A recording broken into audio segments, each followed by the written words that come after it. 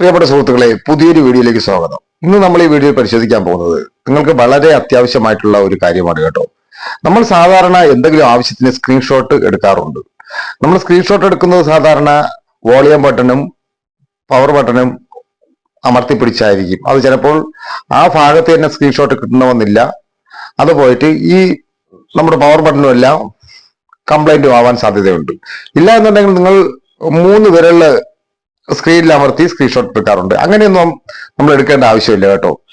വളരെ ഈസി ആയിട്ടുള്ള ഹോം സ്വിച്ചിൽ ഒരു ലോങ് പ്രസ് ചെയ്യുമ്പോൾ സ്ക്രീൻഷോട്ട് ആവുന്ന രീതിയിലുള്ള ഒരു മാർഗം ഞാൻ നിങ്ങളെ പരിചയപ്പെടുത്താൻ പോവുകയാണ്. എന്തായിരുന്നാലും അതെന്താണ് കാര്യങ്ങളെല്ലാം നമുക്ക് വീഡിയോ കൊണ്ട് മനസ്സിലാക്കാൻ.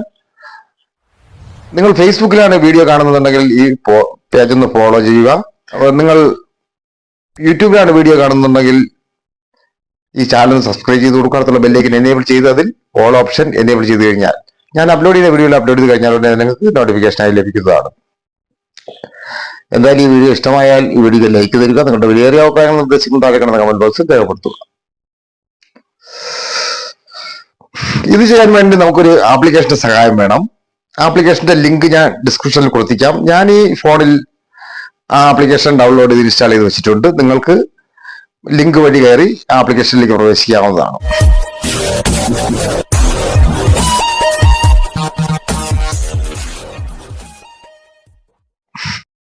ഞാൻ ആപ്ലിക്കേഷൻ ഓപ്പൺ ചെയ്യാൻ പോവുകയാണ്. സ്ക്രീൻഷോട്ട് അസിസ്റ്റന്റ് എന്നാണ് ആ ആപ്ലിക്കേഷന്റെ പേര്. ആപ്ലിക്കേഷൻ ഓപ്പൺ ചെയ്യുമ്പോൾ നമുക്ക് ഇങ്ങനെ കാണാൻ സാധിക്കും. ഇവിടെ ഒരു ആരോ മാർക്ക് കാണാൻ സാധിക്കും. നമ്മൾ അതൊന്ന് ക്ലിക്ക് ചെയ്യുക. വീണ്ടും നെക്സ്റ്റ് കൊടുക്കുക. അപ്പോൾ നമുക്കിവിടെ അസിസ്റ്റന്റ് ആ പ്രിഫറൻസ് എന്ന് പറയുന്ന ഒരു ഓപ്ഷൻ കാണാൻ സാധിക്കും. നമ്മൾ അതിലൊന്ന് ക്ലിക്ക് ചെയ്യുക. അപ്പോൾ നമുക്ക് ഇങ്ങനെ കാണാൻ സാധിക്കും. ഇതിൽ നമ്മൾ ഗൂഗിൾ എന്നാണ് കൊടുത്തിട്ടുള്ളത് കേട്ടോ. ഇതിന്റെ അക്ഷരങ്ങളുടെ ഭാഗങ്ങളിൽ നമ്മളൊന്ന് ക്ലിക്ക് ചെയ്യുക. അക്ഷരത്തിന്റെ ഭാഗത്താണ് നമ്മൾ ക്ലിക്ക് ചെയ്യേണ്ടത്. അപ്പോൾ നമുക്ക് ഇങ്ങനെ കാണാൻ സാധിക്കും. നമ്മളതിൽ സ്ക്രീൻഷോട്ട് അസിസ്റ്റന്റ് എന്ന് പറഞ്ഞാൽ നമ്മുടെ ആപ്ലിക്കേഷന്റെ പേരിൽ നമ്മളൊന്ന് ക്ലിക്ക് ചെയ്ത് കൊടുക്കുക. ഓക്കെ കൊടുക്കുക. അതിനുശേഷം നമ്മൾ വീണ്ടും ഡൺ കൊടുക്കുക. ഇത്രയായി കഴിഞ്ഞാൽ ഈ ആപ്ലിക്കേഷന്റെ കാര്യം ഓക്കെ ആയിട്ടുണ്ട്. ഇനി നമ്മൾ സ്ക്രീൻഷോട്ട് എടുക്കാൻ വേണ്ടിയിട്ട് നമ്മൾ വേറെ ഒന്നും ചെയ്യേണ്ട ആവശ്യമില്ല.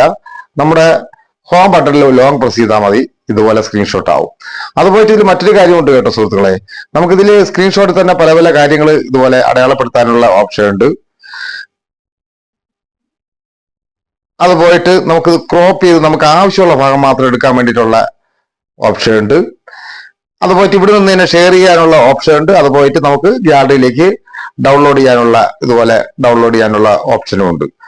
ഇത് നിങ്ങൾ എന്തായാലും നിങ്ങളുടെ ഫോണിൽ ഈ ആപ്ലിക്കേഷൻ ചെറിയൊരു ആപ്ലിക്കേഷനാണ്. അത് ഡൗൺലോഡ് ചെയ്ത് ഇൻസ്റ്റാൾ ചെയ്ത് വെക്കുക. എന്തായാലും നിങ്ങൾക്ക് ഉപകാരം വരും എന്നാണ് എന്റെ വിശ്വാസം. മറ്റൊരു അറിവുമായി എത്തുന്നവരെ ഗുഡ് ബൈ.